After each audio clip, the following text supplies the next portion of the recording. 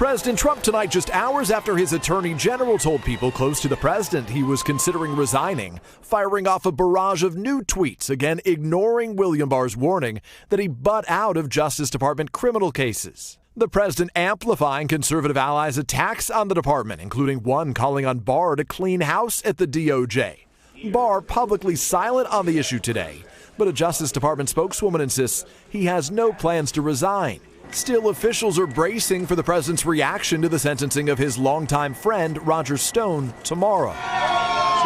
Back home in Chicago after President Trump commuted his sentence. I'm returning home today from a long exile, a freed political prisoner.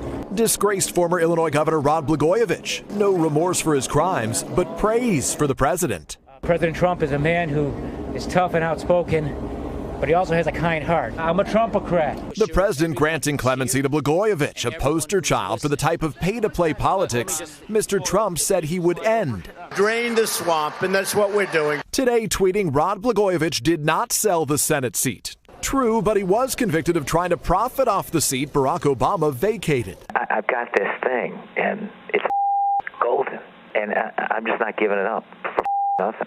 Also tonight, lawyers for WikiLeaks founder Julian Assange are claiming in court that a now former Republican congressman in 2017 offered Assange a pardon on behalf of the president if Assange agreed to say Russia was not involved in leaking Democratic emails during the 2016 election. NBC News has not obtained the lawyer's full statement. Tonight, that former Republican congressman and the White House both disputing Assange's lawyer's claims. The White House calling it a complete fabrication and a total lie. And late tonight, President Trump is expected to name Richard Grenell, the ambassador to Germany, as his acting director of national intelligence.